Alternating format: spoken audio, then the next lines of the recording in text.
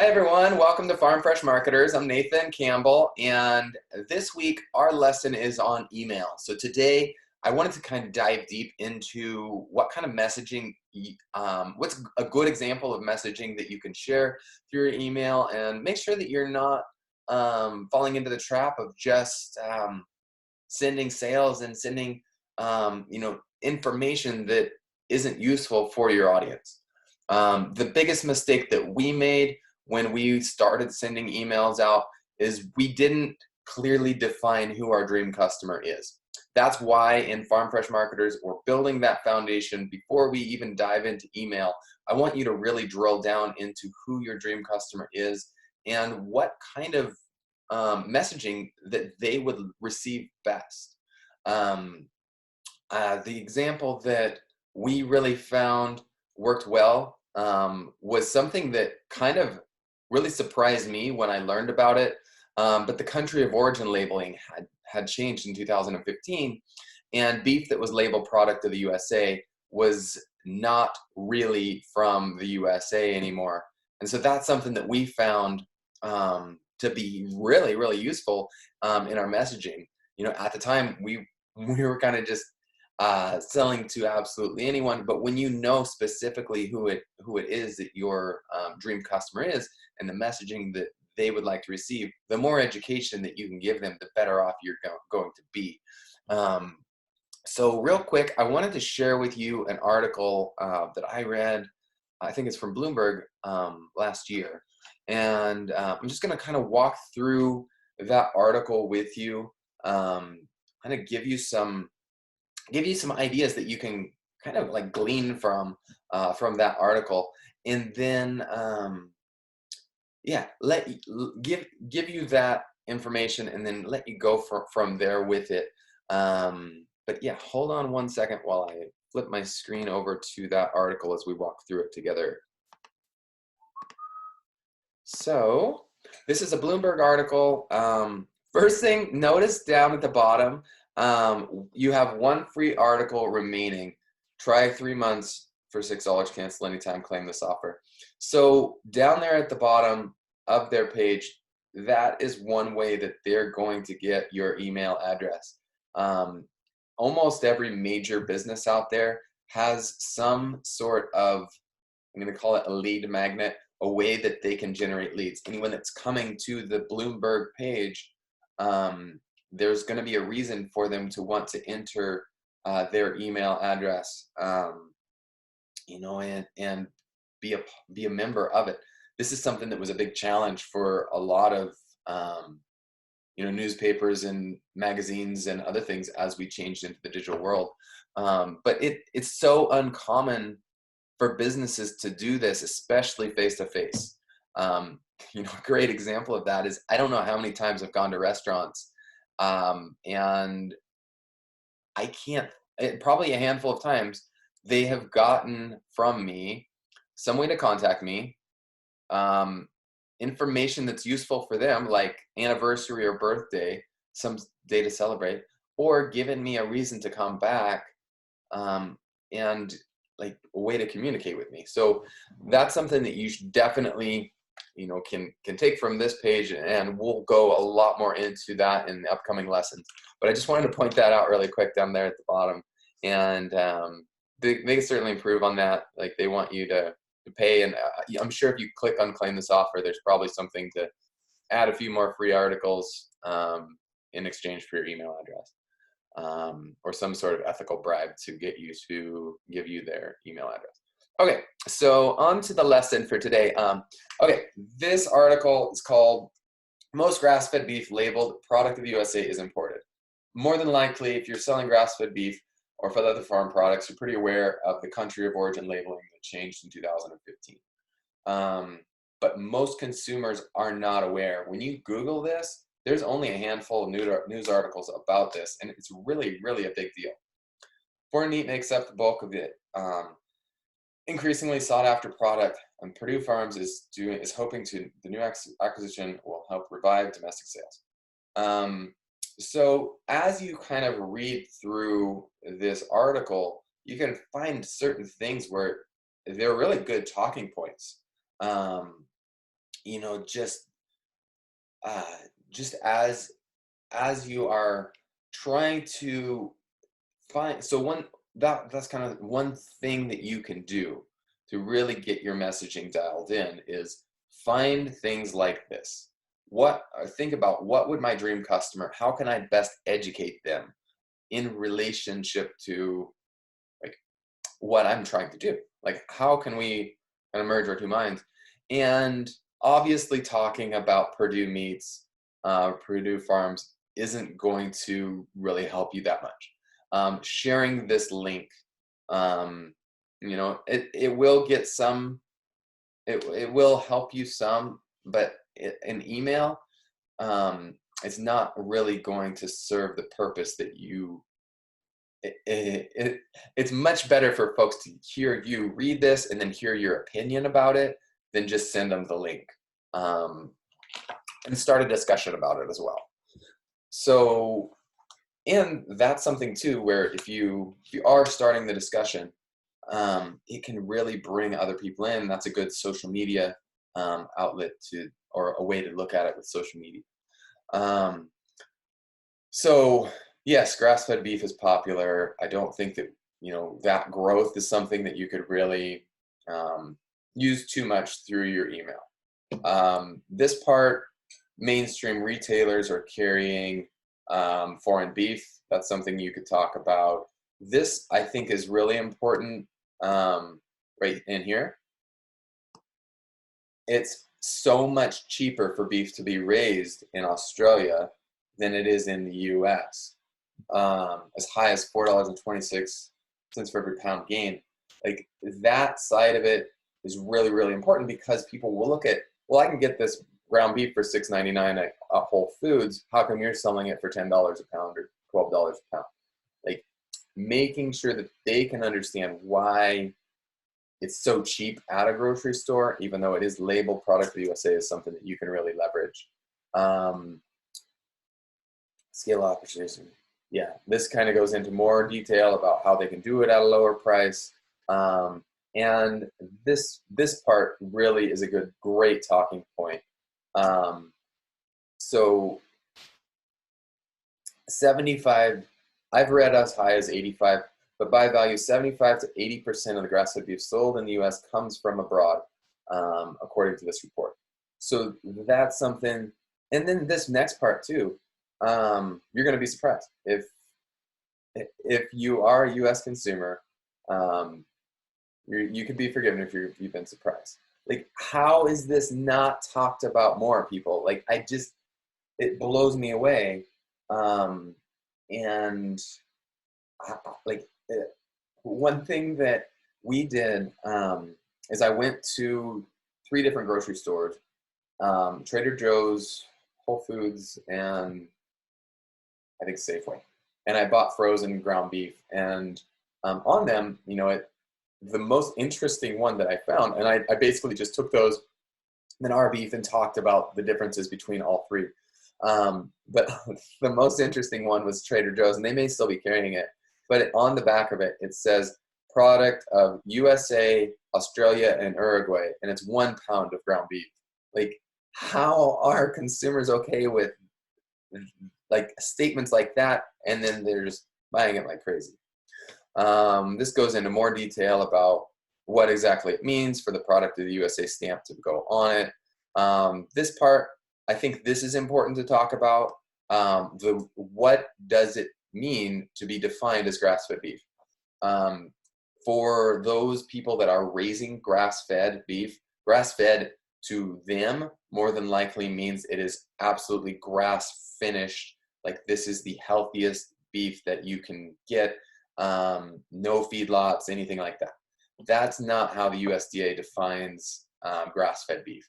Grass-fed beef means that it's basically feedlot beef. It's a feedlot with grass in it.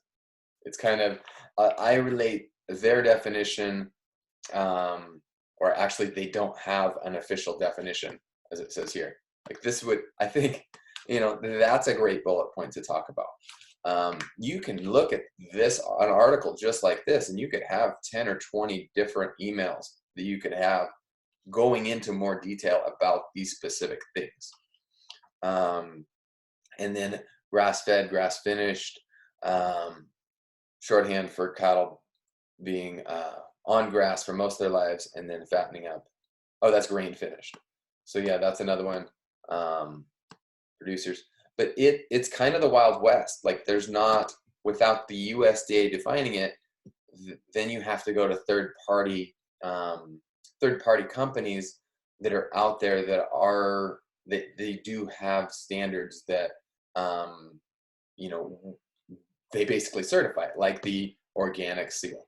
Um, and that's one thing, even if you are telling people, like people would really appreciate feedback like this, that um, if we do happen to be sold out and you are at a grocery store, and you want to make sure that you are buying you at like the best beef that you can get, the raised in the US beef, the best way that you can do that is through the American Grass-Fed Association. So if you see that their seal, then that certifies that that beef was raised in the US if you're at a grocery store.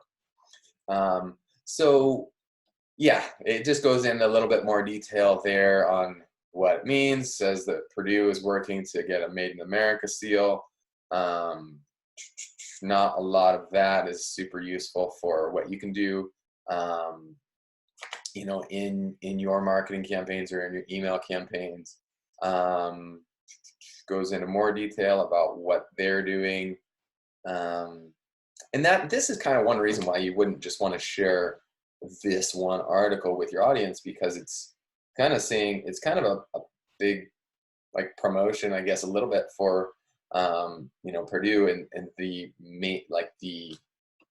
really big guys that are out there. And you want to keep things on your own, like at your level. Talks about how it takes longer to finish. That's something that you could definitely talk about.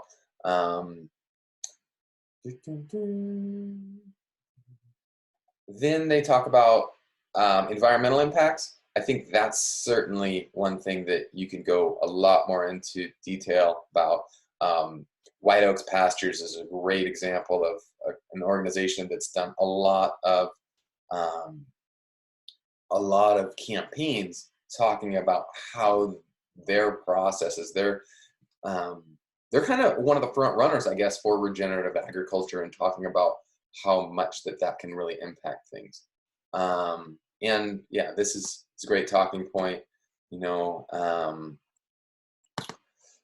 that they're actually removing carbon dioxide, because a lot of the argument against beef is how bad it is for the environment with methane and other things. And when you look at it as how is your operation impacting the soil health, and how it actually is storing carbon and improving the environment. So I think this article really has a lot of great talking points that you can reference back to and build emails out. And you can do this just in a day. You can sit down and go through a document like this, or a news article like this, and do your own research as well. Like they did a really good job, referencing different studies that were done. Like this is a Qantas commissioned study by General Mills. Like they reference everything. So do your own research. Like that's something where you are the expert. I think really quick, I just wanted to make sure that I'd gotten through everything on this article before I moved on. Yeah, it just goes into more detail about emissions and the carbon footprint and that. But yeah, I think there's certainly a lot that you can take from this article. And just what we did is just grass-fed beef. Just Google, grass-fed beef imported or product of the USA, grass-fed beef, and there's articles out there. I'd like to say there's tons of articles, but really there's not. And this has been like 5 years that things have been like this. And there's dramatic changes. Like there's articles out there that talk about the swing, from that date of 2015 on, that 85% of the imported beef that they talk about at the beginning here, uh, right here, that 80%, in 2015, that wasn't 80%. I don't know the number offhand, but I think it was around 20.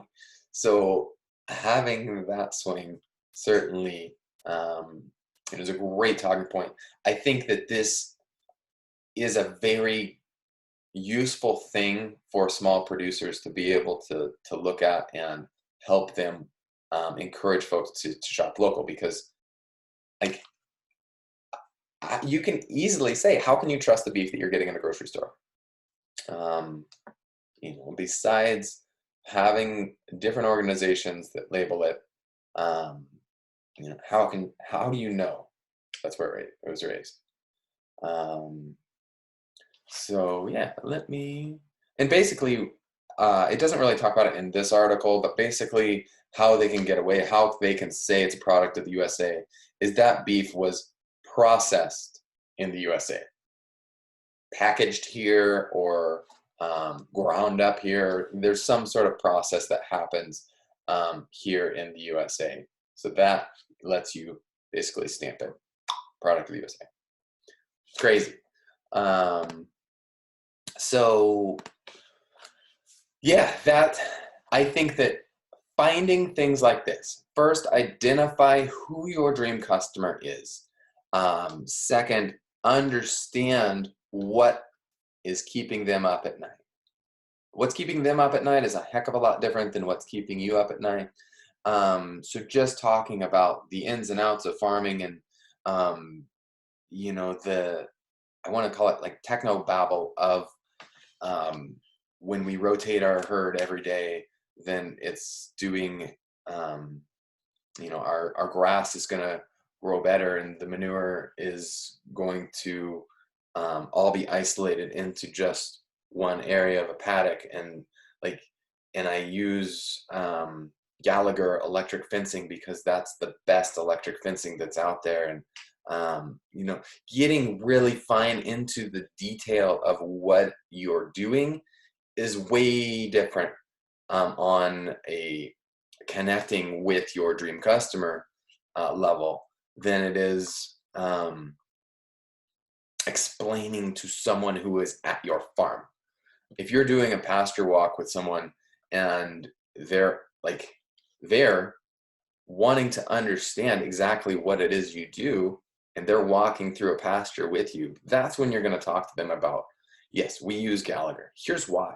We didn't use Gallagher, and I have 15 cows on the neighbors every other day of the week. And you can really, and things like that too, you can take into your messaging, but it's not all that you want to talk about. Finding things that really they can relate to, I think, is one of the most important things that you can do. And this article is a great example of that, and just finding information from it, little nuggets. And you only need one or two little nuggets to break that into 5 or 10 different emails and messages. And same thing, once you've got that, you can use that in your messaging through social media and all your campaigns. And you know what?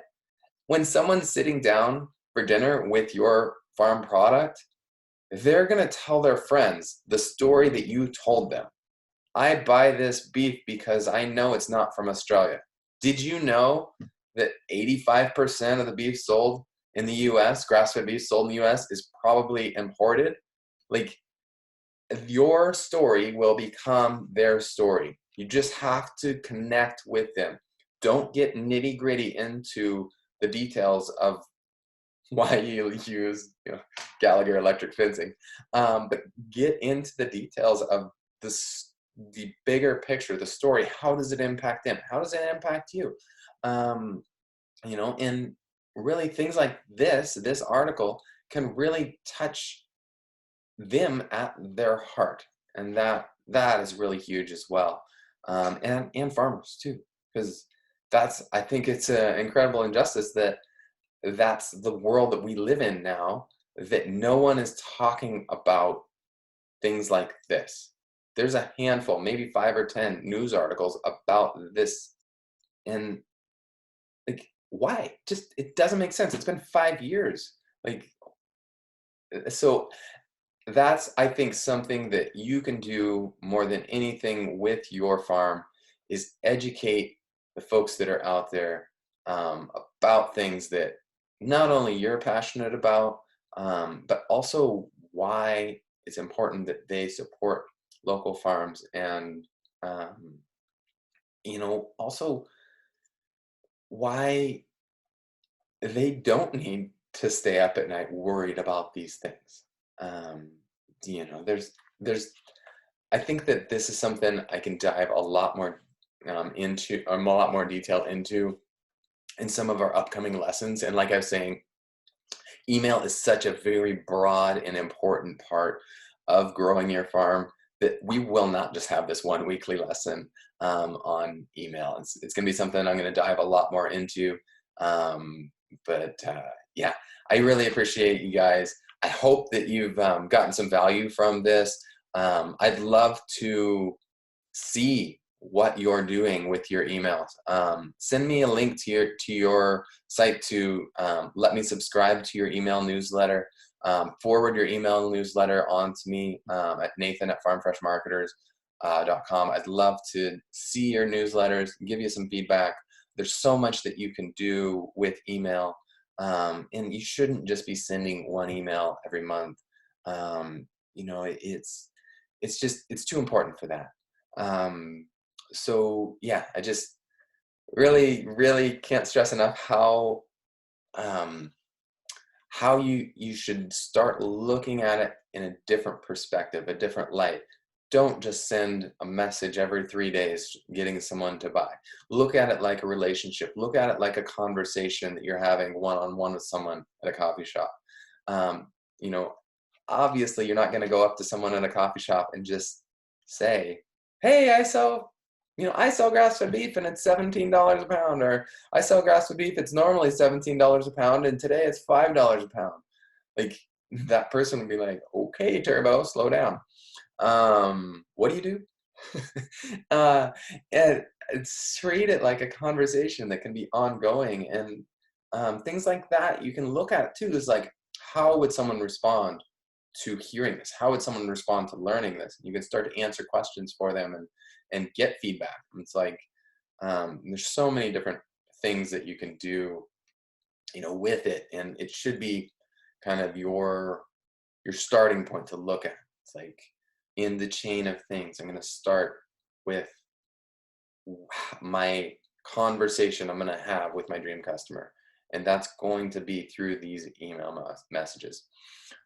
So yeah, that's I hope that helps. I know that this went a little bit long, but I can't stress enough how important it is to be really, really dialed in on your email messaging. And yeah, if you aren't already a member of Farm Fresh Marketers, go to farmfreshmarketers.com, and there you can actually join today.